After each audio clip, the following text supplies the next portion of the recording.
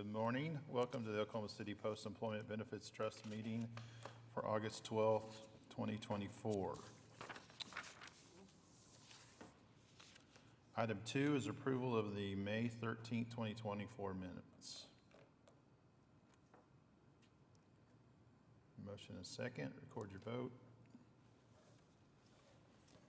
Item passes unanimously. Now item 3A is to receive our quarterly investment report for the period ending June 30. Mr. Doug Anderson. Good morning, everyone. Mr. Chairman and trustees. This report is as of June 30th this year, and the results were quite good. Market environment, I think we all know and follow the news enough that the Federal Reserve is in driver's seat right now, and after the last week and a half or so, where markets got pretty volatile pretty quickly, the expectation is the Fed will cut probably 25 basis points in the September meeting, although last week I saw some enthusiastic people saying the Fed should cut 75 basis points immediately, which I thought was a little bit much, but that's how you get on the news, I suppose. The things that we are watching are obviously inflation, which seems to be down. Unemployment has recently crossed this once obscure, but now seems to be everyday language, the SAHM rule, which means that it's S-A-H-M, it's an economist's last name, where short-term unemployment is increasing and it has broken a long-term moving average. So there are some that is suggesting that it's time for the Federal Reserve to start supporting the economy right now.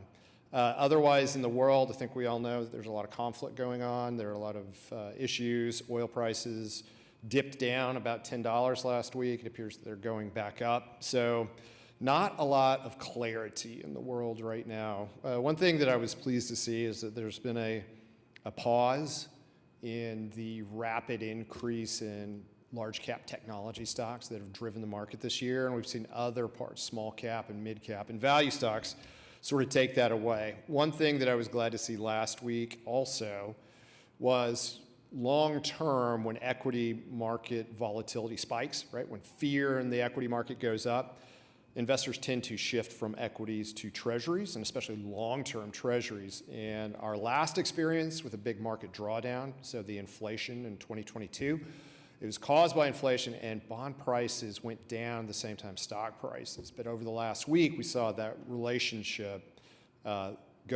revert to its long-term pattern, which is stock prices down, treasury bonds up. And we see this flow, this ebb and flow between those two markets. Doug, how much of it was impacted by Japan increasing their 0% rate to a quarter basis point? It's huge. It's absolutely enormous. And that's another thing that is just outside of the business environment. This is being driven by investors rather than results. So Japan has had zero interest rates for as long as any country ever has.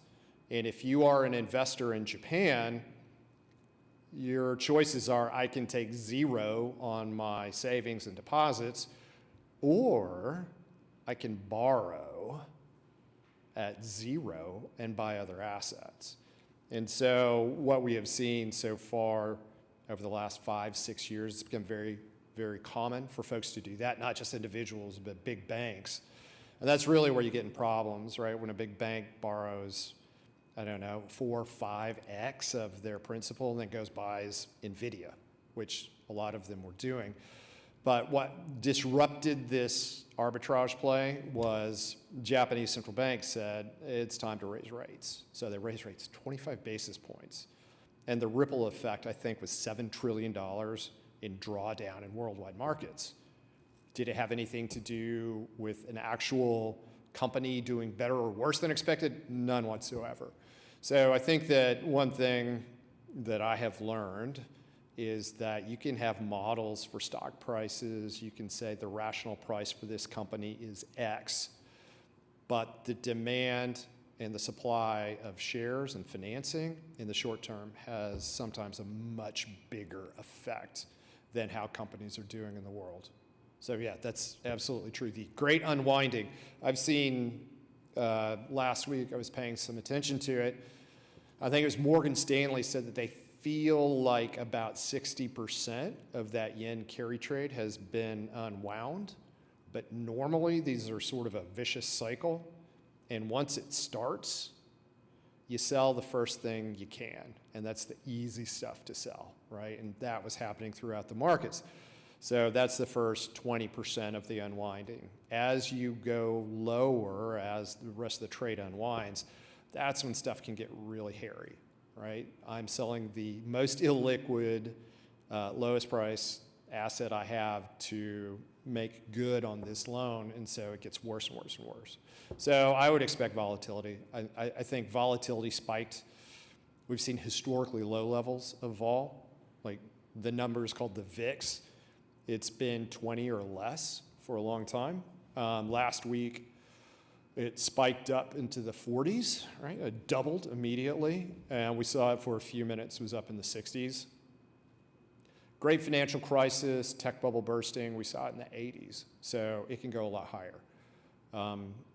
There are a lot of reasons for that. I think that volatility is probably at a lower level forever because of constant flows into the market, into index funds from retirement plans and defined contribution. There's a real stabilizing effect there. Could you say that the Japanese, what they did, was that a shock to people, or was it anticipated?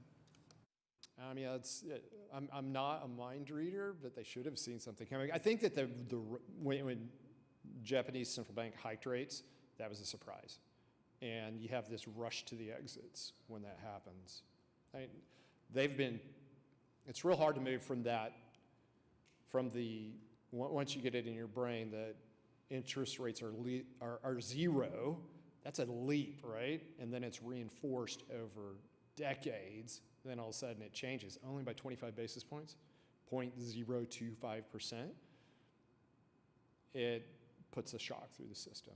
So it's a shock wave. Markets seem to be calmed down right now. We don't want to see dramatic moves lower, but if they are, that's a buying opportunity for patient capital. That was a very long, detailed answer. Is there anything I missed there? Good. I think that one thing that will be emerging as we go forward is how important stable supplies of electricity are. And that's something that we're not seeing as deeply. Everybody's really excited about artificial intelligence and electronic vehicles. Not a lot of folks are saying, can the modern electrical grid actually handle this increased level of demand, right? We're seeing electricity demand go from 1% a year growth. This year it's going to be 4%, right? And that's probably going to accelerate into the 2030s. So that's good for us, right?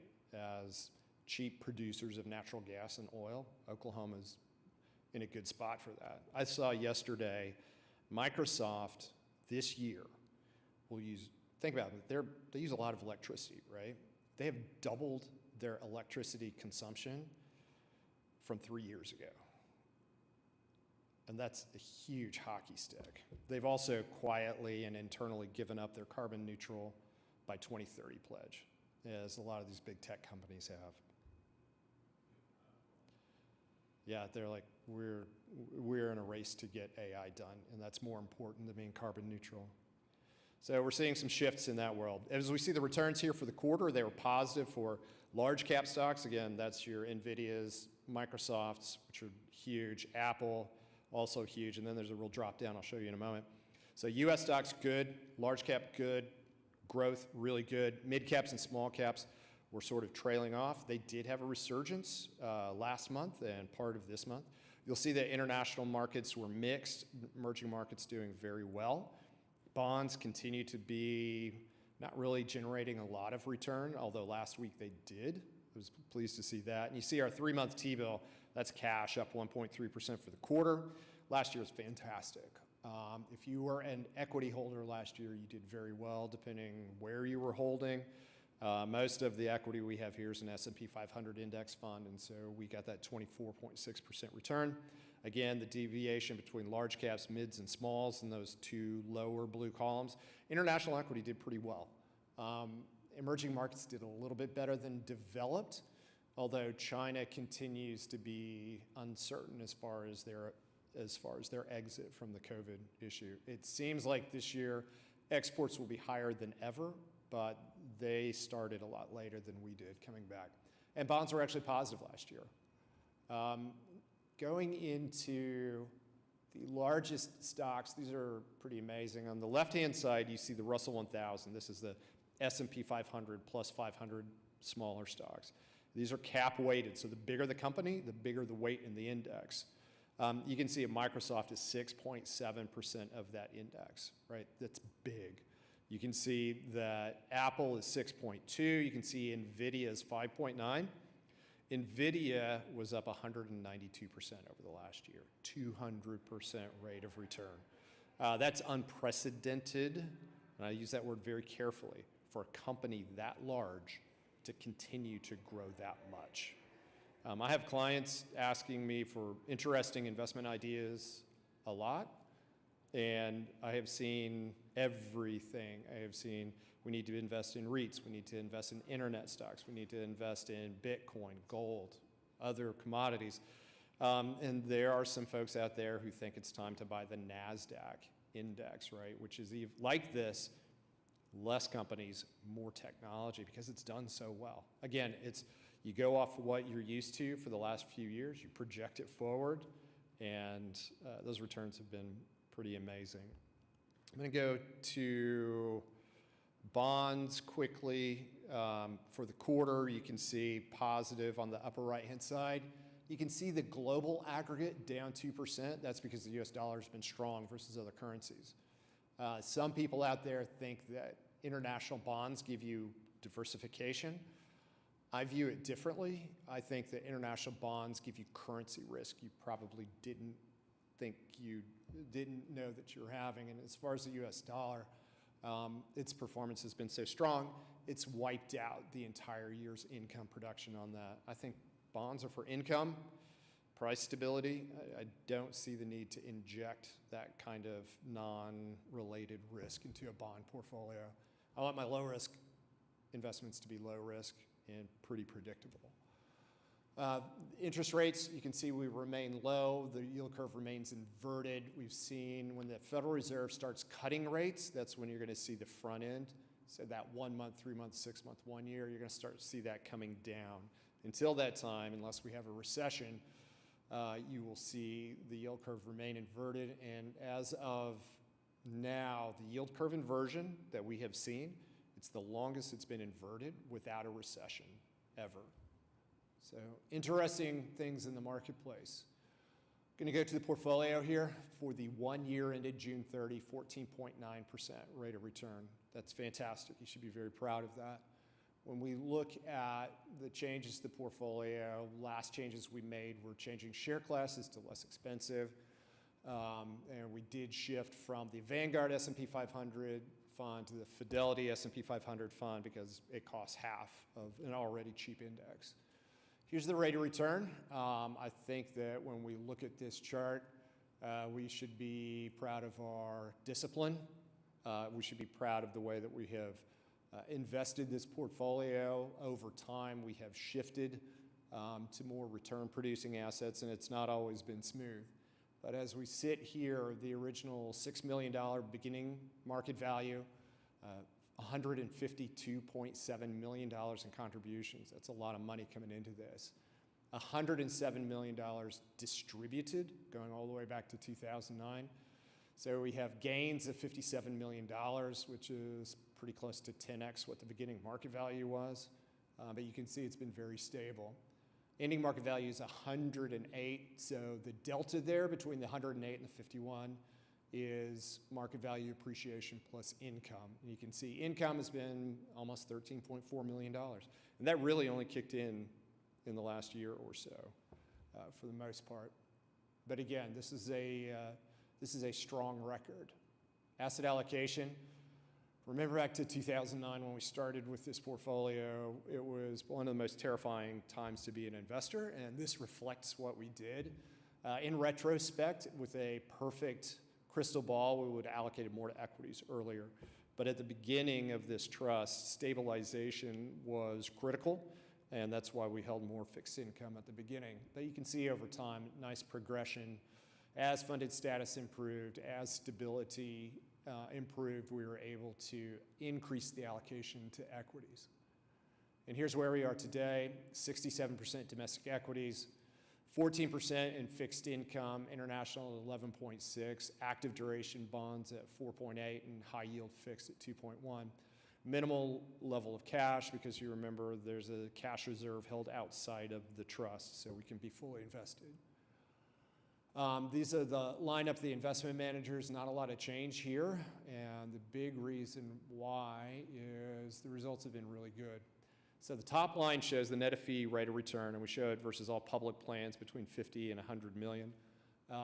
Over the quarter, total fund result was 0.93. Fixed income did not do us any favors, and our allocations away from the S&P 500 and the domestic equity market did struggle a little bit. Year to date, 7.19%. The percentile, or the number in parentheses, is a percentile ranking. So within that universe of public funds, you outperformed 82% of them with that return. Your benchmark, your policy index, is 3 indexes. It's the S&P 500, it's the Barclays Aggregate, and it's MSCI EAFE. That 60% S&P 500 was really hard to outperform if you had diversification, so mid caps, small caps. Looking over the last year, 14.86, driven by strong returns in the equity portfolio. Bonds were a little bit worse than the index, but we did have some nice returns there. 5th percentile rank, and if you go back to 10 years, all the way over to 10 years, 12th percentile rank. These numbers are good. If you look across the board, your 1 year performance is in the 5th percentile, 3 years in the 10th, 5 years in the 2nd, 7-year returns in the 1st percentile. These are top decile, top percentile rates of return. And we did it not by being overly complex, not by investing in illiquid, non-transparent portfolios. We did it investing in very liquid, very understandable, for the most part, very low cost investments. So looking down at the list for the 1 year, our bonds, Loomis did fantastic. Double Line did okay. Lord Abbett was the best performer at 10.19%. Hoisington's been the thorn in our side. It's a small position, but it's meant to do one thing, and I am pleased to say that over the last week and a half, it did perform positively like we wanted it to. Looking at the 1 year return, your index fund, the Fidelity 500, spot on the index, same for the 3 years. You look at the Vanguard, 11.8, right below its index. And you look at Hotchkiss and Wiley. I want to compliment the board on this one. This was an investment that had a period of rough times where we questioned it. And that reached its apex about 5 years ago. But if you look at the 1 year, the 3 year, and the 5 year results, those are fantastic. Almost tripled its benchmark rate of return over the last 3 years. And then going into Stevens Small Cap, which has returned very nicely over the last year, and Causeway, which is a large cap value international equity fund, has also done well recently. Its 10-year results, 12th percentile.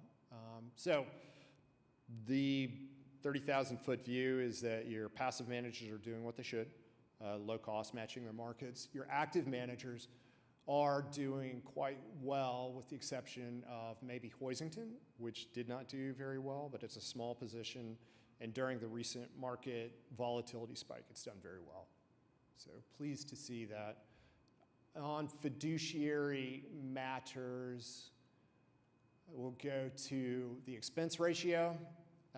We manage expenses. It's not the only thing we look at. But 41 basis points versus a weighted average category average of 91, difference is 50 basis points.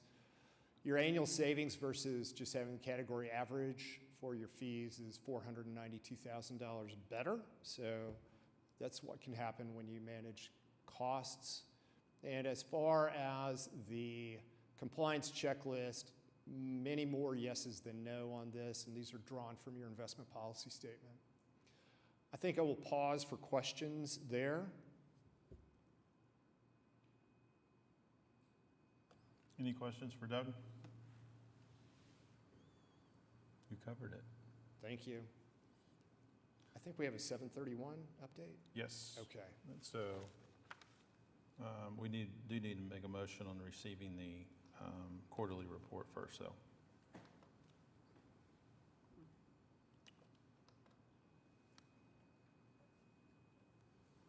Motion and second, record your vote. Passes unanimously. Now to the July 31, item 3B. This report's much shorter. You can see performance, even for the month of July, was positive, but you saw on the upper right-hand side, when you see that table in the middle with the sort of mustard yellow and rust-colored boxes there, you can see that during the month of July, the Russell 1000, that's again huge stocks, was up 1.46, but then the Russell 2000 was up 10.16. This was the reversion that we saw during the month of July, and we do have exposure to smaller cap and mid cap stocks. But going over for the year to date through the end of July, the Russell 1000 is up 15.9. 1,000 large caps, the Russell 2000 small was up 12.07, and that was well higher than the international equities. Bonds were positive, but it's still been pretty jumpy in that part of the marketplace. When we look at the sector returns in the U.S. equity, financials actually did really well in the month to date. When we look at the year to date, you can see where performance has come from. Energy's been strong. Technology obviously has been strong, but we're seeing a shift to more economic cyclicals out there. Now, a little bit of return here. You can see still well above the contribution. And for the month, total fund was up 2.89. Going down the list there, you can see the bond portfolio, 2.31. Positive results across the board. We're okay with all of these. Lord Abbett, their index is really difficult to beat. And the really hard part about that is that you cannot invest in the index. Everything else you can invest in the index, but the index, that ICE, Bank of America U.S. High Yield Index, it's got a quirk in it where if a bond defaults, it exits the index immediately with no cost impact, right? If you hold the bond and it defaults, there's obviously a cost impact. So much of the time when we're in uncertain economic times, which I think the high yield bond market is right now, they will be less risky. They'll hold the higher quality issues, which pay a lower yield, and it's tough for them to keep up. Looking at Hoisington, remember the thorn in our side, when it comes back, it comes back very, very quickly. So modest outperformance for the month, for the quarter, 9.21% rate of return. It looks, pretty close to what equities do. Year to date, they are still negative. Looking out at the 1 year rate of return, strong, above benchmark. I do not think that fixed income is best managed passively. I think that active management really plays a role there. Looking at the 1 year return for the equities, domestic equity composite was up 19%. Looking at the Fidelity Index Fund, spot on the benchmark, same, very close for Vanguard. Hotchkiss up 9%, and you can see Stevens up 10.46, and our international equity portfolio, which is 11.7%, was up 8.28%. So no new issues with any of these managers or their portfolios during the month, certainly.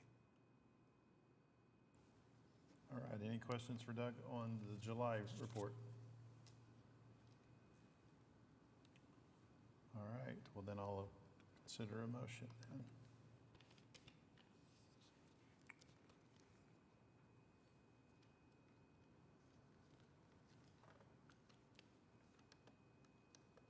I vote yes. Mine's still voting.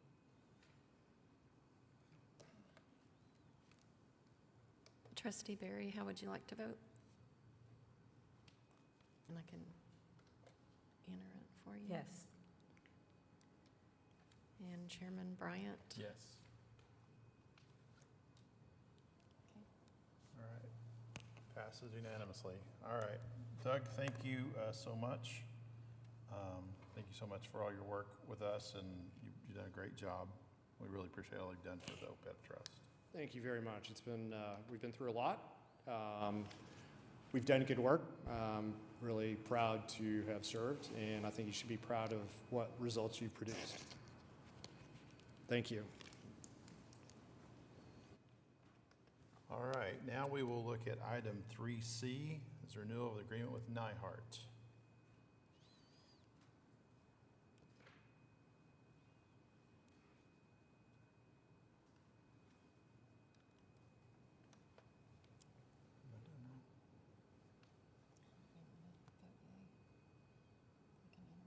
Yeah, I vote yes. What'd you do? How'd you break it? I did. I passed unanimously. You're just gonna have to help me from now on. All right, so we're on item 3E, or 3D, is professional service agreement with Asset Consulting Group, investment consulting services, estimated cost of $45,000 effective today through August 11th of 2025. Matt, do you want to just kind of go through what we did, the process we went through?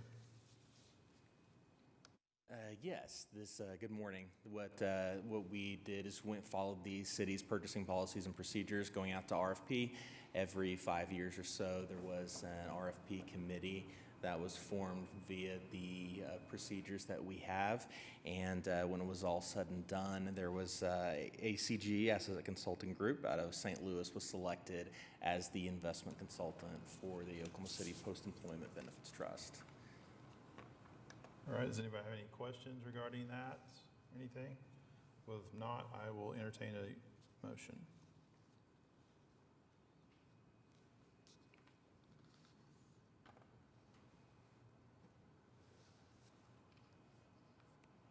Item passes unanimously. Item 3D, or 3E, is authorize travel expenses for trustee Barry to attend the Oklahoma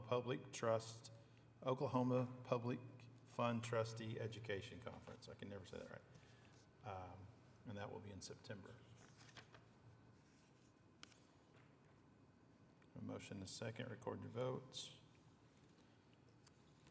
Passes unanimously. Now we're on to item 3F, ratify claims from April 24th through July 30.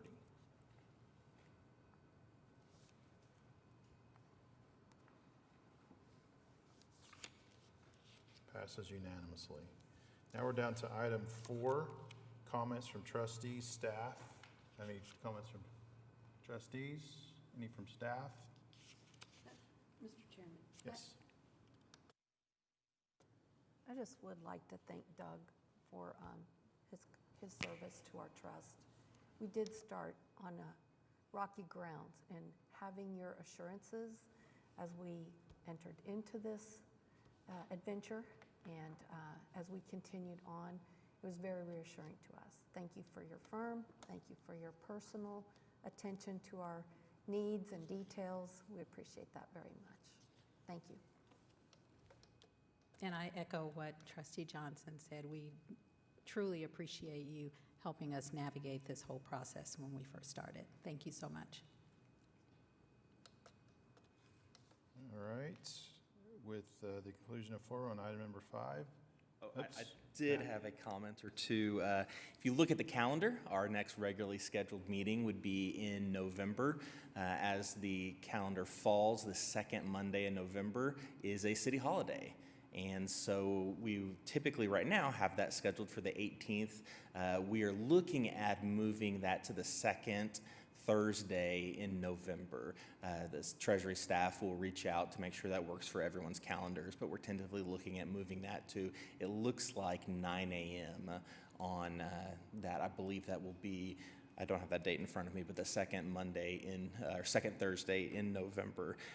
The other thing I was going to say is from a staff standpoint, we also appreciate the work that Doug Anderson has done through the iterations of Gregory W., Bogdan, Anco, and Mariner. They've been there from day one, but Doug's been a great partner with the city staff on our end of all the things that happen behind the scenes to get the investment consultant or the results that you see today. And so we appreciate Doug. All right. So can I ask what the date would be on the November date? November 14th, which is agenda prep at 8:30, which means Amy and I are not, and Brent, not available at that time, so, So we may look at later in the day. Yeah, we will look at the calendars. and great, great, Works for everyone on that date. okay, thank you. All right, there. Now that everybody's looking at their calendar. Yeah. So, all right, now we are at item 5, and it is 10:30, and we are adjourned.